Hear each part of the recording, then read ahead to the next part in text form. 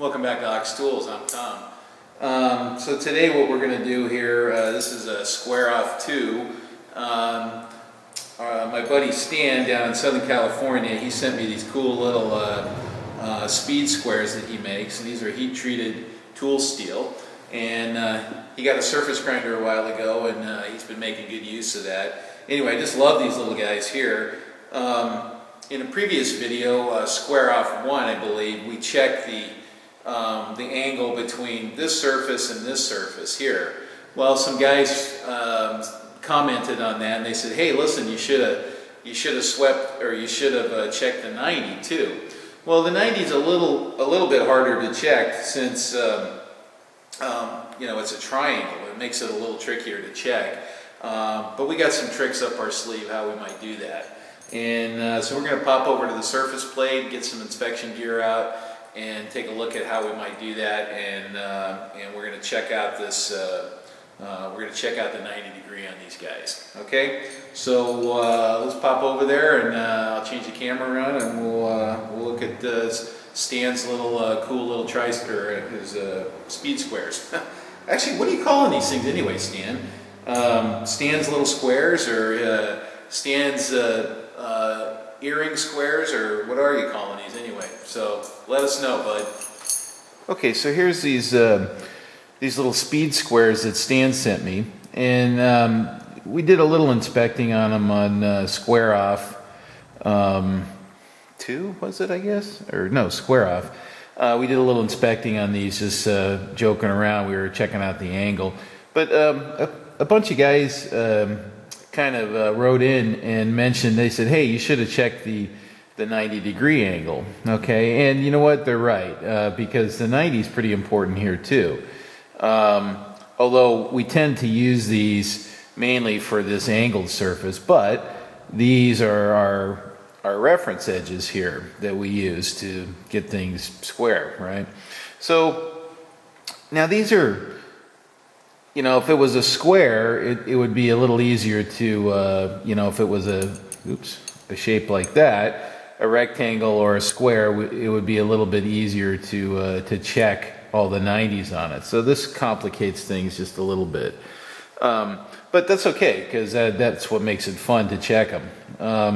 So what we're going to do is we're going to check these 90s on this, and we had already checked the angle, and so we're not going to do that anymore. And then I got some tools out here. We're going to talk about how you can check a 90 degree angle to very close limits if you want to. So let's see. Where should we start here? I think what we'll do is we'll set these aside for just a minute, and then we'll talk about just how to check square for with these kinds of tools here. And a lot of these are very simple tools that you know, a lot of you probably already have. Okay, so let's do that first, and then we'll check these guys here, and we'll go from there. Okay, so first things first, we got our granite surface plate. This is our reference plane. This one happens to be a real good one here. This one's good to I don't know, 20 millionths or something across the size of it. So we're not going to check that. We don't have the ability to check that. So we're just going to, that's out of the equation. We're trusting our reference plane. So, but it's important to keep this surface clean. And you build up any oil or scudge on here from sliding gauges around. Sometimes there's metal transfer depending on, you know, if you're measuring soft parts or something like that. So it's important to clean these regularly, and using granite surface plate cleaner. And this is Starrett granite surface plate cleaner, and it really works good. I used to, you know, clean it with alcohol or acetone or something like that, but this actually works better. It lifts the stuff right out of the granite. So anyway, use a surface plate cleaner. It's not particularly expensive, but it does work good on granite. Okay, set that aside. Okay, so what we got here is we got some different gauges. We got some different gauges and some different standards here, right? So let's see, what should we talk about first?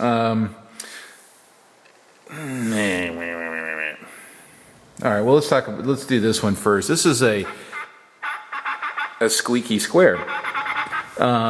This is a cylindrical square here. And the idea behind this is this is a very accurately ground cylinder, so there's no taper to it. It's the same diameter at the top and at the bottom. And then the end surfaces here are ground in the same setup so that they're perpendicular to this, okay? And so anywhere we come at this from the surface plate up should be 90 degrees pretty closely, okay? And so how do you use that, right? I mean, well, the simplest is, you know, you put something up against it and you do a visual on it, okay? But that's not a quantitative measurement there. That's just a, wow, that looks pretty good, right? And wow, that doesn't look pretty good, right? So it's not really a quantitative measurement, okay? So you can get some idea how you're doing, right? And but it doesn't really tell you, you know, how far out of square you are, okay? Now, so let me slip this over here a little bit. So this is a gauge that I made a while back, and this is called a Squareness comparator, okay? And this is just my interpretation of one that was made by Taft Pierce, anyway, I made my own because I wanted one, okay? And the way this works is it's got a curved plate in the front here, and we bring this up into bearing against a block or a standard like this, and we sweep this, okay? And now I can see the gauge up here, and it's reading 0, okay, because I've adjusted this. So we can adjust the tilt here. And then we can come around the other side here, like so. Let's see, are we still in the frame here? Let me scoot over. We come around the other side, and whatever error is there, we've kind of doubled it, okay? And this is reading less than 1/10, okay? Now, you know, once I drop below 1/10, you know, there's the uncertainty of the measurement rises rapidly, okay, with kind of shop methods, okay. Now, so that's a squareness standard. So what if you don't have that? How do you check something for square? So let's get this out of the picture here, okay. And I'll show you this guy here. Now this is a tool that I got off eBay, and it was a little lot of handmade tools by this guy Gary Morner, and I got some just beautiful 1, 2, 3 blocks and this little gauge here. Now, I didn't have an indicator on it, and it had a different clamp, so I changed it around a little bit. And you can see here it's got the same curved surface, right? So the idea is, and I'm just going to well, let's do it a little different here. I'm going to grab this 1, 2, 3 block. Okay, and the way we use this is in a similar fashion here. We come up against the block, and then we rock this, okay, and we look for the high reading, okay. All right, we look for the high reading, and now, but there's more to it than that, okay. It's not just that. So how do you get this thing set initially, okay? Well, what's neat about it is you kind of don't have to set it. Because if you have a block like this, the first thing you do is we put a surface down, right? And then we check the top. So if that surface and that surface are parallel, you're in good shape, right? Because now what we can do is we can compare this surface to this surface, right, like so.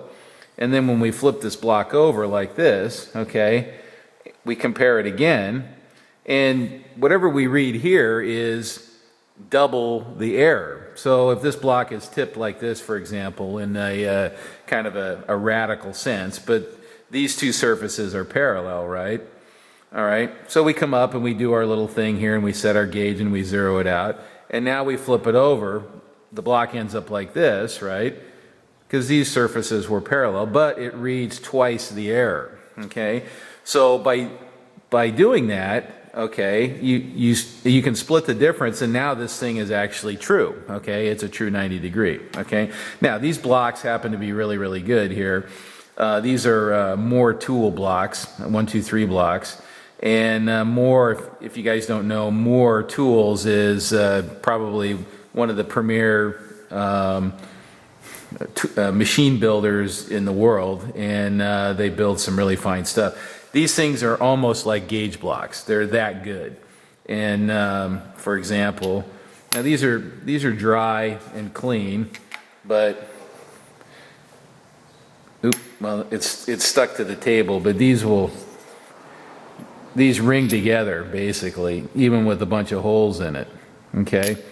They're that good. Now, and when we check them with the Squareness comparator, they're in the range of 50 millionths in dimensionally and squareness, from what I can tell. So, like I said, once I get below a tenth, I start, falling off the map a little bit. All right, so let me change the camera out a little bit more, and we'll go do the next stage here. Okay, so what if you don't have one of these, and you don't feel like cutting into your surface gauge, and you still want to measure squareness, right? What can you do, right? Okay, so maybe I don't have the ability to put that piece in, and I don't feel like building a big gauge. What can I do? Well, this is just your, plain Jane. This is a Brown and Sharp surface gauge. In fact, this is the one I got from Austin the other day when the lads came out and we did a little horse trading. Okay, now it was missing a couple pieces here. It was missing the rod, so I got this is actually a drill blank here, which is nice and smooth and shiny and accurate diameter. And then I got a new clamp too. Now I didn't make the clamp; I just bought one. They're $7. I'm not gonna screw around and buy one, but we can actually use this in the same way that this is being used, okay? And what I do, or what I used to do, is I just use a ball bearing, and this is just a chrome steel ball bearing. 99% of machinists have a handful of these in their toolbox, and you can put that up against there like so, okay? And now you can do the same thing, and now there's your pivot point, right? Okay, it's loose, so it's a little bit of you got to pay attention to what you're doing. So it's loose, but you can still use it. Yeah, I hope you can see that, yeah. So you can still use it that same way. Yeah, we'd put the indicator over here, and now you can check things for squareness. Like I said, so if you have two parallel sides, you can flip it over end for end, and you get double the error, okay? So it's kind of the same thing as using a square like this, and then flipping it over and using a square like that, you get twice the error, right? Now, once again, that's not a quantitative measurement, right? So you don't know how far out you are. This you can actually get, and I really need to level this table because stuff tends to roll around. I forgot what I was going to say now. So what's nice about having a quantitative measurement is now, I take a measurement and I say, gee, wow, that's 0.02 off, right? So now I can go back in the machine and I can actually tip that and measure it with my indicator, okay, and say 0 here, 0.02 there, and now I can take another cut and I can actually work that squareness and get it a lot closer, okay? So let's see. And all right, so anyway, that's what's valuable about having a quantitative measurement. You can shim things, you can use your indicator to sweep them and get them positioned so that you can correct these out of squareness situations, which you can't do when you're doing this, right? You go, well, I see light there, let me take a little off of that. Okay, there stands magnetism again. Okay, we got to get a demag going here. Anyway, so this is not a quantitative measurement. This is eyeball centric here. Okay. All right. So now let's. What we'll do is we'll just so all the naysayers out there, the people say, oh yeah, you didn't sweep your sine bar, you didn't sweep your parallel, you didn't check your surface plate. What we're going to do is we'll check these blocks, and then what we're going to do is we're going to check these squares and see what they look like. The 90 anyway. Okay, so let's check this block. First thing we do is we check for parallelism with our reference surface here. So let's get our indicator over here, okay? And we're gonna zero out on this surface here. Okay, now this is a tenths indicator here, and so it will, in general, kind of drive you nuts a little bit. Get up over the top of that thing so you can see it. Okay, all right, so I'm zeroed. Give it a little tap. All right, and so now we're just going to sweep across that surface. All right, and I don't see any indicator movement, okay? So less than a tenth there. Now if I can just gingerly sneak around the corner here like so, without dropping off of there. Okay, so this is what we call sweet.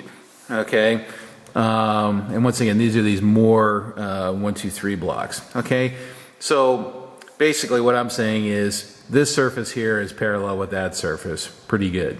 Okay, closer than I can measure. All right, so let's get this out of the way here. All right, so now what we're going to do, let's see here, I don't want to crash a bunch of junk into one another here, is we're going to come up and we're going to use our Squareness comparator here. And this is this Gary Morner one here. This is kind of a home-built one, and but it's real nice. I like it. And oh yeah, I'm not going to turn it over right now. All right, and we're gonna check the block. And I'm holding it down with my left hand here, and then I'm sweeping this. Okay, so I'm seeing that it's zero. It's zeroing out. Okay, I'll turn it over. You know, and I'm trying to dodge the holes down here, guys, just so you know what I'm doing there. All right. Okay, and once again it zeroes up maybe a little bit past the zero. Okay, so once again this is pretty square, and then we'll check one. Can I check a side surface here? Yeah, you see I got all these holes on the side here, so oh, maybe I can do this. I'll turn it over again, and I'm in a hole there, so maybe I can catch that little edge there. Okay, so I'm liking that. I'm catching the little edge there, okay? And it's saying zero, all right? All right, so now, technically we could do this, right? But man, that's a skinny little edge there, so let's just try it and see what happens here and see what we get. Okay, so we're getting a reading there. I see about 8/10, like that. Let me keep fishing around and wiggling it.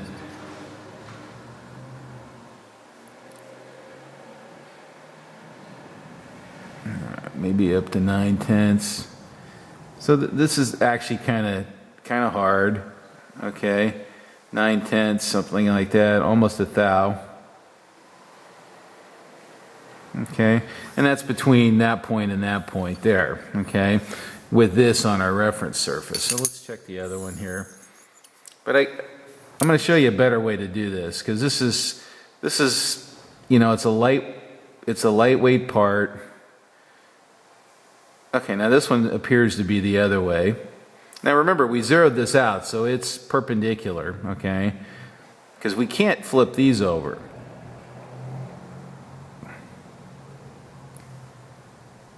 Yeah. All right, so I'm seeing about same thing, about 8 or 9/10.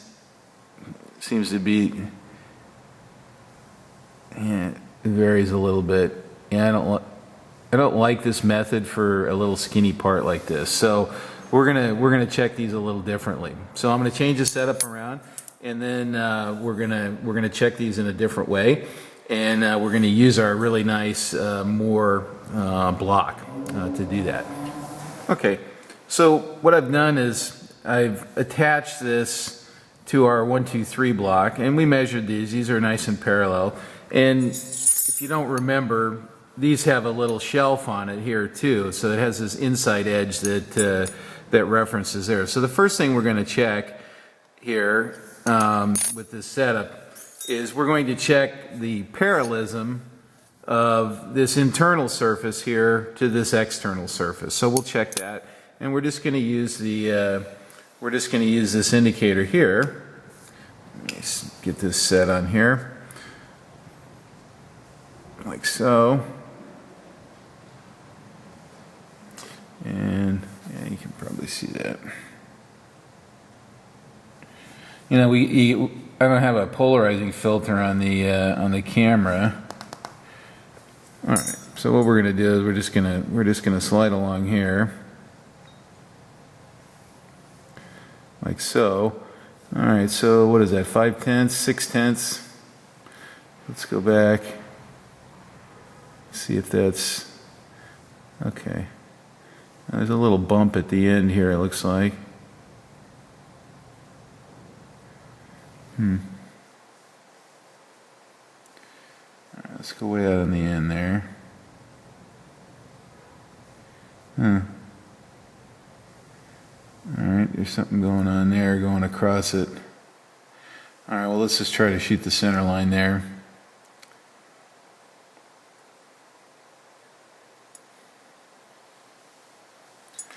All right, so we got about 5/10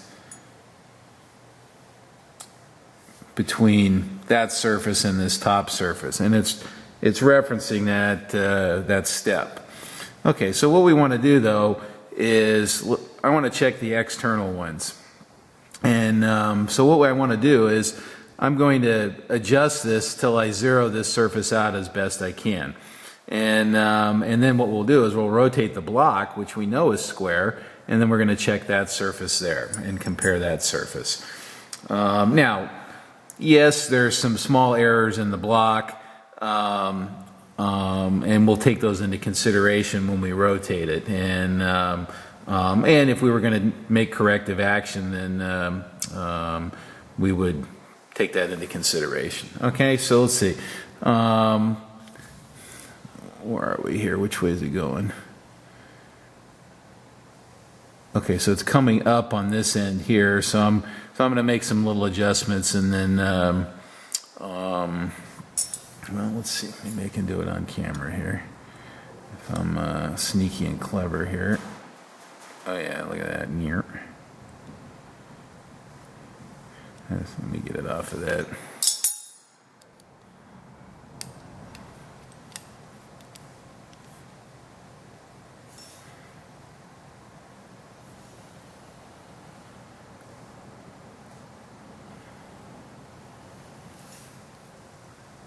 I wonder if this is, I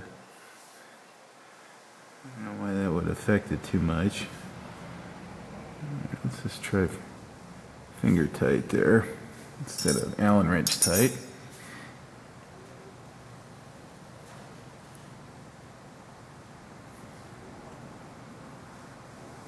All right, you know what? Wow.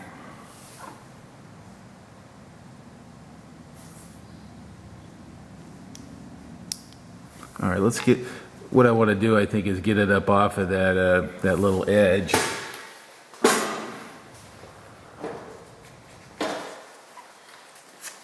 I'm going to do that with this here.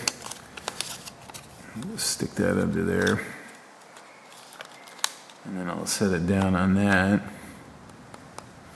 Okay, snug my screw a little bit. I'm going to pull that out. So now I have a 3.5 thousandths gap there underneath that, and I can true this surface up here.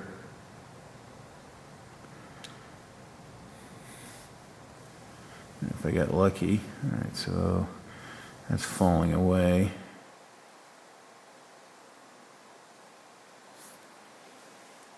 All right, well, this is going to take a minute to get this adjusted, so let me do that, and then we'll come back.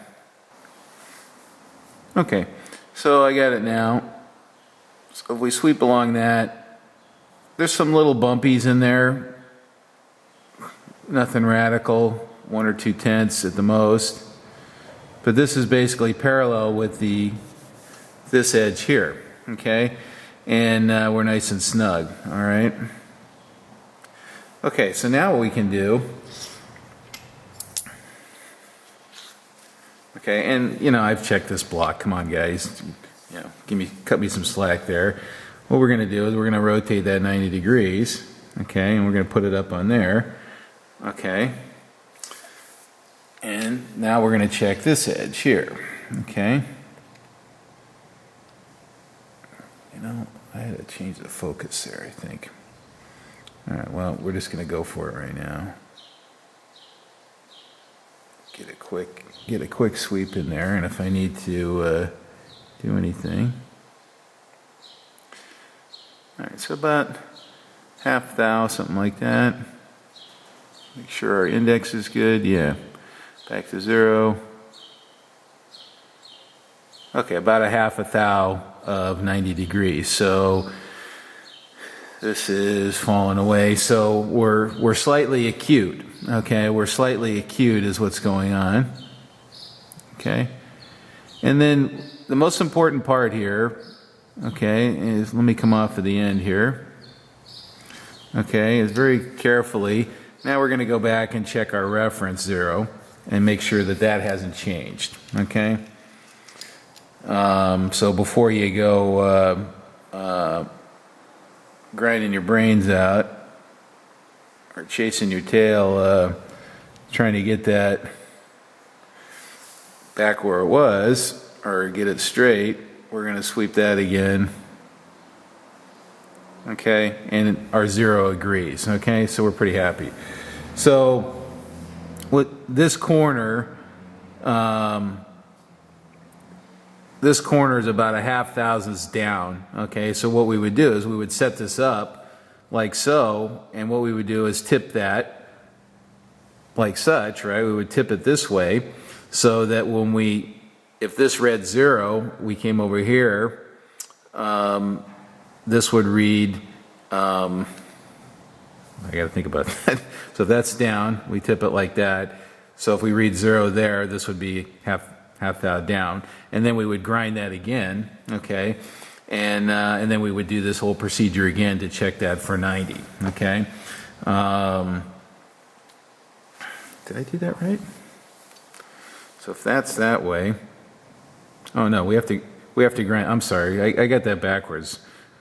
Trying to think and describe some of these things on camera sometimes can get tricky. So this end is down like this, right? So to bring that in, we need to grind off of this, right? So this we would place a half thou high here, okay? 0 there and come up a half thou, and then we would dust that off, and that would bring that into 90. Sorry about that. I got that bass backwards. Okay, so that's how you can correct those. I'm not going to check the other one here. You know, it takes a little while to do all this stuff here, and you got to do it a couple times to make sure that you're straight. Anyway, that's how some tools for checking squareness, how you can check an article like this, and the value of having some really nice. You know, this is just a basic tool here, right? But these happen to be really nice ones here, and you know, I have a few of these, and they're pretty expensive on eBay, and I think the prices are probably going to go up a little bit more after this video. Anyway, thanks for watching, guys.